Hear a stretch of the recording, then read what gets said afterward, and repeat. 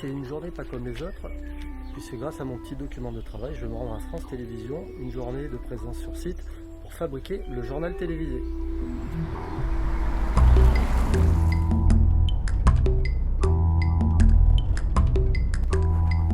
Une fois par semaine, je me rends à la station de France Télévisions parce qu'une équipe assure la continuité de l'information et la fabrication du journal. Qui nous a rejoint, s'il vous plaît? Bonjour Marie-France. Et Alex, bonjour. Alex, bonjour. J'espère que vous allez bien. Merci d'être là. Les tournages en cours. Du côté de Bordeaux, sachant que la préfecture... Depuis la période de confinement, les conférences de rédaction se font uniquement en audio-conférence par téléphone pour décider du contenu du journal du jour. Plus question de se regrouper en petits groupes. Voilà, on est arrivé. Première chose à faire avant d'arriver, c'est aller chercher un masque et prendre sa température. Allez, prise de température, hop. Voilà, la prise de température. La température de votre corps est de 36,6 degrés centigrades. C'est parfait. Ouais. Je suis apte.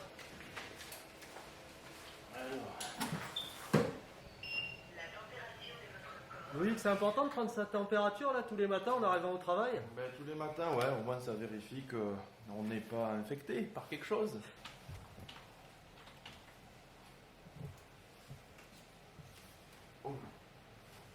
Et bonne journée. Ce soir, donc, comme vous le savez, on a la spéciale Puceguin. Donc, du coup, une bonne partie du journal va être consacrée à cet hommage qui aura lieu dimanche. Et il y aura une petite... Non, posez la question parce qu'à Bordeaux, il y en a une hier soir. En fait. donc, pour le journal de ce midi, on va ouvrir avec la manifestation. Avec le confinement, il y avait peu de circulation. Or, ils ont une activité qui correspond à celle d'une vie normale. Forcément, vous pourrez en dire plus que ce qu'on pourra dire peut-être dans le JT, donc pourquoi pas. C'est dans l'actualité et c'est assez mordant. Ok, écoute, on te laisse travailler là-dessus, Marie. Les corps disparus signalés par Eric à Limoges, D'accord. Oui. Le dossier obésité, il faudrait peut-être le repasser puisqu'on le passe à midi. Ce serait bien. Mais le conducteur aussi, si tu veux, je veux bien... L'organisation a changé avec le confinement. Est-ce que travailler à distance comme ça par téléphone, ça complique pas les choses? Si. C'est bien de voir les gens, de les regarder dans les yeux, ça complique les choses. Là, c'est une façon différente de travailler. Chacun est derrière son téléphone. Ouais, devant son écran, derrière son téléphone, et voilà, et on essaie de se comprendre comme ça, mais c'est un petit peu plus compliqué, mais je pense que c'est une habitude à prendre, ça va se faire. Enfin, ça se fait même bien, déjà, là, je trouve. Je trouve qu'on s'est bien adapté.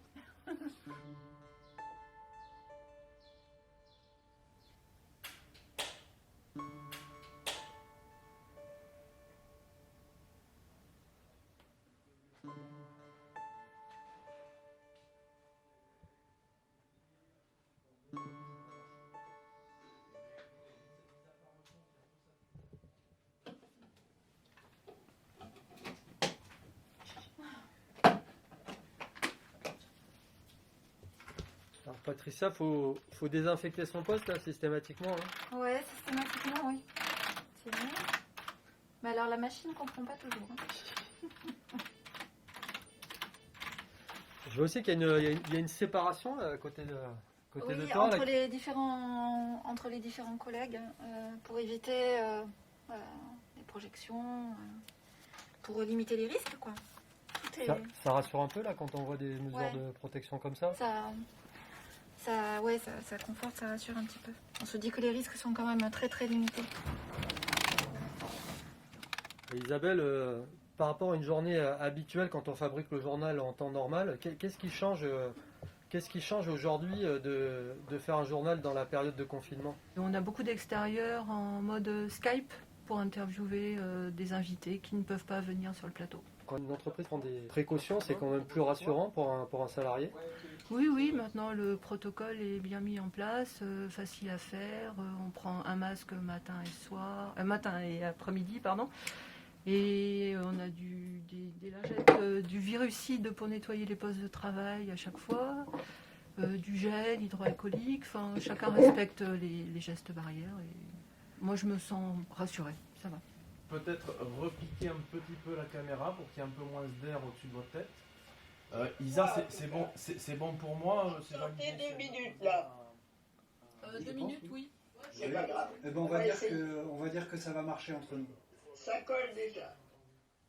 Olivier, alors tu fais partie de ceux qui viennent travailler sur les sites, qui sont sur le lieu de travail. Comment tu ressens cette période de confinement au niveau du travail? Bah, c'est très particulier. Forcément, il n'y a pas de télétravail pour faire du plateau, encore pas aujourd'hui. On est obligé d'être là. Donc c'est très particulier, il y a une ambiance très particulière, il y a peu de monde. On a un look très coronavirus, les cheveux, le maquillage, c'est tout seul dans son coin. On croise peu de personnes, donc oui, c'est très particulier. Après, on est vraiment attaché dans cette période, il faut être là. C'est très très très important. Oui, justement, c'est important de maintenir Oui. un bulletin d'information Oui. régional. Exactement, les gens ne comprendraient pas, ils sont chez eux, ils ont besoin de savoir comment ça se passe ici. Il y a une réalité sur les entreprises qui souffrent, sur les gens qui sont malades, sur les personnels soignants. Donc oui, on doit être là, c'est notre mission. Si on fait ce métier-là, on le fait pour ça. Si on s'était arrêté, moi ça fait 20 ans que je fais un peu plus ce métier. Si aujourd'hui je m'étais arrêté, je ne comprendrais pas pourquoi je fais ce métier. Voilà, et l'objectif donc c'est le 18 octobre prochain. 20 secondes.